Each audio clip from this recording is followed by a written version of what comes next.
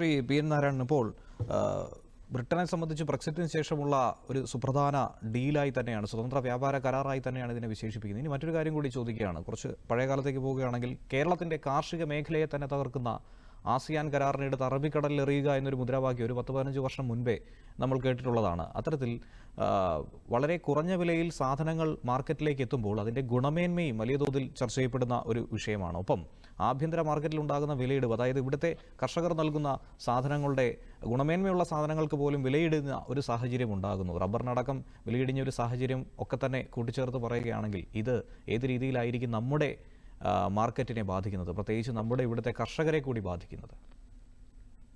വളരെ പ്രധാനപ്പെട്ട ഒരു ചോദ്യമാണിത്. നമ്മളൊരു കാലത്ത് ഒരുപാട് ചർച്ച ചെയ്ത വിഷയം കൂടി ഇതിനകത്ത് വന്നു എന്നുള്ളത് കൊണ്ട് തന്നെ അതിന്റെ ഒരു പ്രീടെക്സ്റ്റ് പറയേണ്ടതായിട്ടുണ്ടെന്നുണ്ട്. ഒരു 10-15 അല്ലെങ്കിൽ 20 വർഷം മുൻപ് നമ്മളുടെയൊക്കെ ഭയം എന്നുള്ളത് ആഗോളവൽക്കരണമായിരുന്നു. നമ്മൾ കേരളത്തിലുള്ളവർക്ക് പ്രത്യേകിച്ചും അത് പറയേണ്ടതായിട്ടില്ല. ആഗോളവൽക്കരണം, സ്വകാര്യവൽക്കരണം, ഇങ്ങനെ ഉദാരവൽക്കരണം എന്നുള്ള പലതരത്തിലുള്ള മുദ്രാവാക്യങ്ങളിലൂടെയും കടന്നുപോയ ഒരു തലമുറയാണ് നമ്മളുടെയൊക്കെ.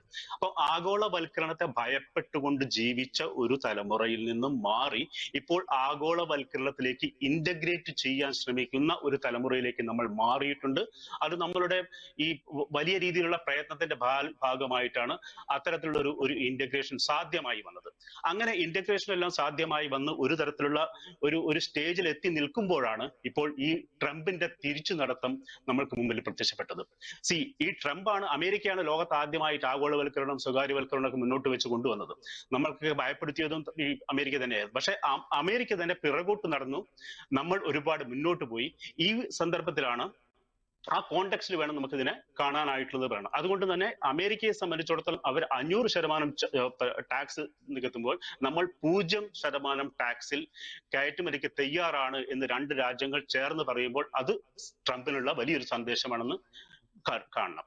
പിന്നെ കേരളത്തിനുള്ള ഗുണം എന്ന് പറഞ്ഞാൽ, കേരളത്തിൽ നമ്മൾ സൂചിപ്പിച്ച പോലെ ചെമ്മീൻ കർഷകർ ഒരുപാടുള്ള നാടാണ് കേരളം. വലിയ രീതിയിൽ ഗുണം ചെയ്യാനുള്ള സാധ്യത, അത് ഈ മത്സ്യബന്ധന മേഖലയെ വലിയ രീതിയിൽ സ്വാധീനിക്കാൻ സാധ്യതയുണ്ട്. അതുപോലെ ജ്വല്ലറിയിൽ ഒരുപാട് സാധ്യതകളുണ്ട്. കേരളത്തിൽ നിന്നാണ് ഒരുപാട് കുട്ടികൾ UK പഠിക്കാൻ പോകുന്നുണ്ട്. അവർക്ക് ഒരുപാട് സാധ്യത മുന്നിൽ തുറന്നിടുന്നുണ്ട്. അതുപോലെ IT പ്രൊഫഷണൽസിനുള്ള സാധ്യത നേരത്തെ പോലെ പലരും സൂചിപ്പിച്ച പോലെ അവരുടെ സോഷ്യൽ സെക്യൂരിറ്റി ടാക്സിൽ വരുന്ന മാറ്റങ്ങൾ കാരണം അവരുടെ എംപ്ലോയറിന് ആ പൈസ കൊടുക്കേണ്ട എന്നുകൊണ്ട് തന്നെ ഇന്ത്യക്കാരെ എംപ്ലോയ് ചെയ്യിക്കാനുള്ള സാധ്യത നിലനിൽക്കുന്നുണ്ട്. ഇത് മാത്രവുമല്ല, യൂറോപ്യൻ യൂണിയനിൽ തന്നെ ഒരു ഷോക്കേസ് ആയിട്ട് ഇന്ത്യയെ മാറ്റാൻ, അല്ലെങ്കിൽ യൂറോപ്പിന് ഒരു കാണിച്ചു കൊടുക്കാൻ പറ്റുന്ന ഒരു വേദിയായി നമുക്ക് വേണമെങ്കിൽ ഇത് ഉപയോഗിക്കാൻ പറ്റും. അത് എനിക്ക് തോന്നുന്നു അതായിരിക്കും ഏറ്റവും കൂടുതൽ ഇതിന്റെ ഒരു ഗുണം നമുക്കുണ്ടാവുന്നത്. കാരണം ഒരു ടെംപ്ലേറ്റ് സെറ്റ് ചെയ്യുന്നുണ്ട്. അപ്പൊ ബാക്കിയുള്ള രാജ്യങ്ങൾക്ക് ഇനി ഇന്ത്യ നെഗോഷിയേറ്റ് ചെയ്യണം എന്നുള്ളതിന്റെ ഒരു തരത്തിലുള്ള ടെംപ്ലേറ്റ് സാധനം സെറ്റ് ചെയ്യുന്നുണ്ട്.